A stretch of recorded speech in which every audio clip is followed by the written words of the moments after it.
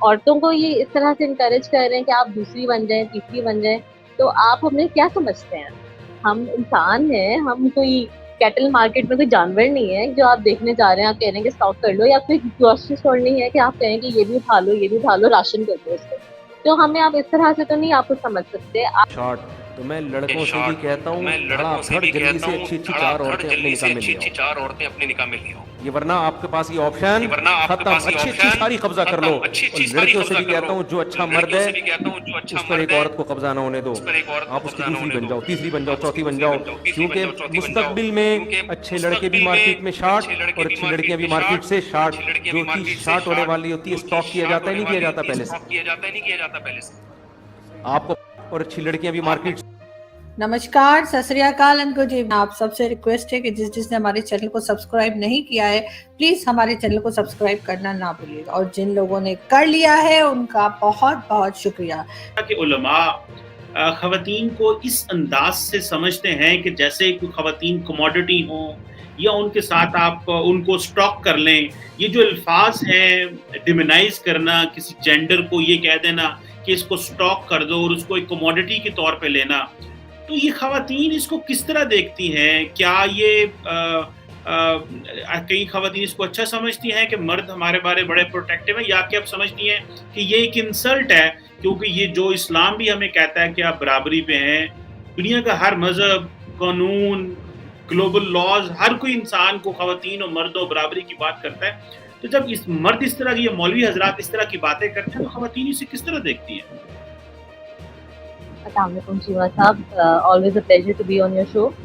जहाँ तक ये बात है आपने इन आलिम साहब की है, तो जो कह रहे हैं कि मार्केट में ये शॉर्ट हो जाएंगे, वो शॉर्ट हो जाएंगे, तो ऐसा कुछ नहीं होने वाला, क्योंकि हमारी आबादी जो है अगर हम देखें तो पाकिस्तान में 49% मर्द हैं, 51% औरतें हैं, या 51% मर्द है, 49% औरतें हैं।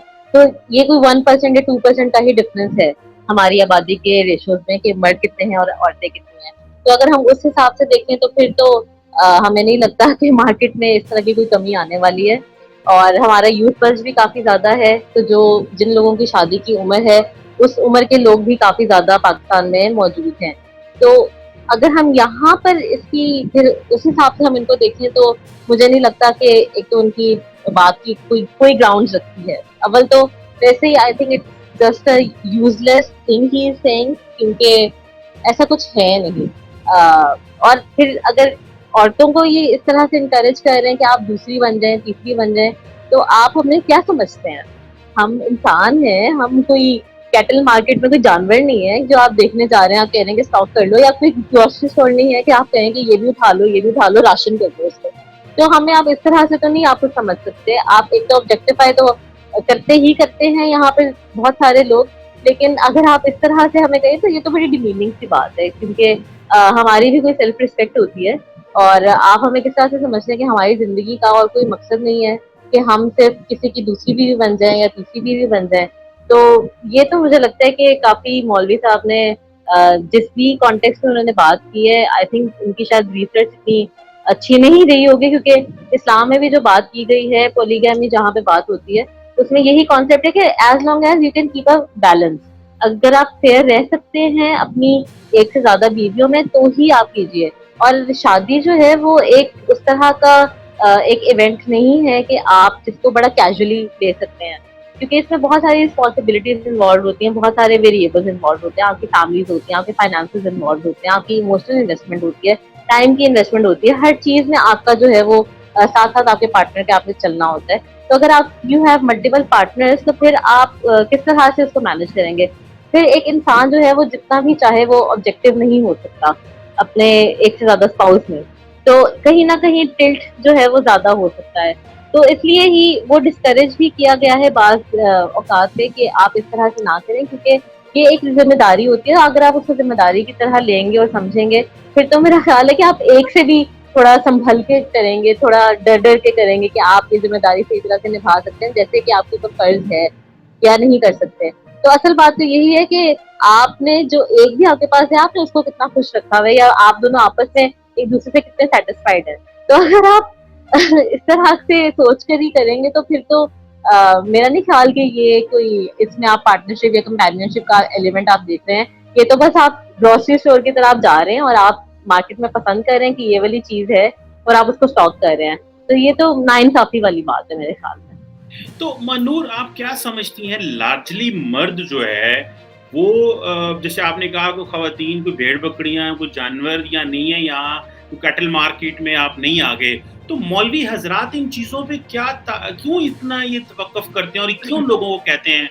क्या आप इसमें ये भी एक एलिमेंट समझती हैं कि गुर्बत बहुत ज़्यादा है, तो खवातीन जो है वो उनको लगता है कि चले बड़े शहरों में तो नहीं लेकिन छोटे शहरों में खवातीन जो हैं वो उस तरह, क्योंकि घरों में होती हैं, उनके पास जॉब नहीं है, पैसा नहीं है, तो आप किसी की कफ़ालत में चले जाएँगी और मर्द जो है उनकी ठीक है जी सामान अय्याशी वो करते रहेंगे। तो आप इसको क्या ये मर्द ये जो ये जो सेंस ऑफ ये जो इकोनॉमिक डेप्रिविएशन है, नॉट बीइंग एम्पावर्ड ना होना, क्या इसका ये नाजायज़ फ़ायदा भी उठा रहे हैं और मुआशरे में इस चीज़ की तरगीब दी जा रही है कि जो एम्पावर्ड नहीं है, जिनके पास रिस्पॉन्सिबिलिटी नहीं है या जो ऐसी पड़ी हैं घर में, बस उनसे शादी कर लो, तो डोंट यू थिंक ये तो एक बड़ा इंसल्टिंग चीज़ है ये तो मुझे लगता है कि और ज्यादा मुश्किल चीज है, क्योंकि अगर आप किसी और की रिस्पॉन्सिबिलिटी ले रहे हैं, किसी और की कफालत की रिस्पॉन्सिबिलिटी ले रहे हैं अपने ऊपर, तो आजकल तो इकोनॉमी के जो हालात हैं, आप किस तरह से उसको फाइनेंसेस को भी मैनेज करेंगे। स्पेशली अगर कोई वर्किंग वुमेन नहीं है, कोई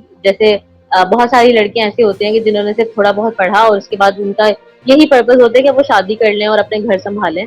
तो अगर इस तरह की कोई लड़की है तो वो तो एक एडेड रिस्पॉन्सिबिलिटी, बल्कि इसीलिए लड़कियों को लायबिलिटी समझा जाता है अनफॉर्चुनेटली हमारे मुआशरे में, कि लड़कियां जो हैं वो बोझ हैं। माँ बाप भी इसीलिए चाहते हैं कि उनकी जल्द से जल्द शादी कर दी जाए, आगे से जो शौहर हैं वो फिर उनकी जिम्मेदारी ले सकें। तो इस तरह से तो अगर एक आप उसको बर्डन ही समझेंगे, चाहे वो अपने पेरेंट्स के घर पर हो या फिर बाद में शौहर के घर पर हो, तो वो इवेंचुअली बर्डन ही रहेगी, उसकी कोई उस तरह से कोई कंट्रीब्यूशन नहीं होगी उस रिलेशनशिप में फाइनेंशियली, अगर हम उसको देखें। बल्कि वो एक जो भी हस्बैंड होगा वो उसको इसी तरह से समझेगा कि ये मेरे ऊपर क्या एक बोझ आ गया है, कि माँ बाप ने जो है वो मेरे ऊपर थोप दिया है, तो मैं अब इसका खर्चा कैसे पूरा करूं। हर कोई नहीं फाइनेंसेस को मैनेज कर सकता, और ये बहुत बड़ा फैक्टर है जिसको हम खातिर में नहीं लाते। स्पेशली जो इस तरह के लोग हैं कि जो एक से ज्यादा शादियां करना पसंद करते हैं, तो उनको सबसे पहले ये भी देख लेना चाहिए कि जितने लोगों की आप जिम्मेदारी लेंगे, आपको उतने का ही खर्चा भी पूरा करना पड़ेगा।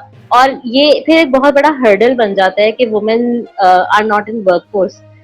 हमारी जो आबादी का आधा तनासब है, अगर वो खवातीन हैं, अगर आप सोचें कि ये सारे खवातीन वर्कफोर्स में शामिल हो जाएं, मेन स्ट्रीम में आ जाएं, तो हमारे तो आधे मुआशी हालात ही हल हो जाएंगे।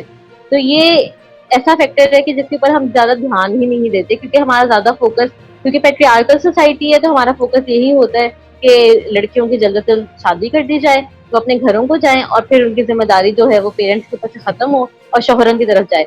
आई थिंक इट्स काउंटर प्रोडक्टिव। इसका नुकसान ज्यादा है और फायदा कम है, चाहे वो औरत के लिए हो या चाहे वो मर्द के लिए हो। क्योंकि मर्दों के ऊपर अगर हम ट्रेडिशनली देखें, जो माइंडसेट हमारा है उसमें यही है कि उनकी जो नान नफा की जिम्मेदारी है वो मर्दों के ऊपर होती है और औरतों की ज्यादा जिम्मेदारी हाउस होल्ड चोर्स में होती है।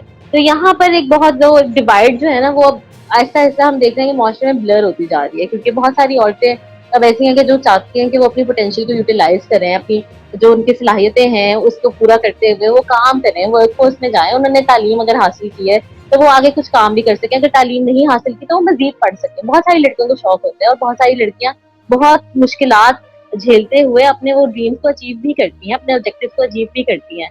तो अगर कोई ऐसा मर्द हो जो उनको सपोर्ट करता हो कि वो आगे अपनी जो भी जिंदगी है अपनी मर्जी से गुजार सकें, तो आई थिंक इससे अच्छी कोई बात नहीं हो सकती। लेकिन अगर इसी माइंडसेट के साथ कि मैं इसको अपनी खिदमत के लिए ला रहा हूँ, तो मैं एक से ज्यादा बीवियां मैं करता जाऊं, तो वो तो किसी तरह से भी किसी के भी फायदे में नहीं है। तो मुझे समझ ही नहीं आती कि ये माइंडसेट आता कहाँ से है कि आप धड़ाधड़ शादियां करते रहें, बजाय इसके कि आप अपनी एक जो आपको करनी चाहिए आप उसके साथ इंसाफ से रहें। अब तो हमारी जो कोर्ट्स हैं उन्होंने बड़ा स्ट्रिक्टली ये ऑर्डर्स दे दिए हुए हैं कि अगर आपने दूसरी शादी करनी है तो आप पहली वाली से इजाजत लें, और अगर पहली वाली इजाजत नहीं देती तो आप जेल में जाएंगे। तो जाहिर है किसी उन्होंने सोच के तहत ही ये लॉ में इम्प्लीमेंट कर रहे हैं वो भी चीज, क्योंकि ये मुआशरे में बिगाड़ पैदा करेंगी चीजें, और फिर वो जो आगे लड़ाइयाँ और झगड़े और उस तरह की जो सोशल प्रॉब्लम्स निकल आती हैं, अगर बच्चे हैं तो उनके ऊपर जो असर होता है, तो वो वाले फैक्टर्स जो हैं वो बहुत सारे नहीं मद्देनजर रखे जाते जब इस तरह के कोई इमोशनल या फिर डिसीजंस लिए जाते हैं, क्योंकि अगर प्रैक्टिकली देखें तो ये इट्स मोर देन टफ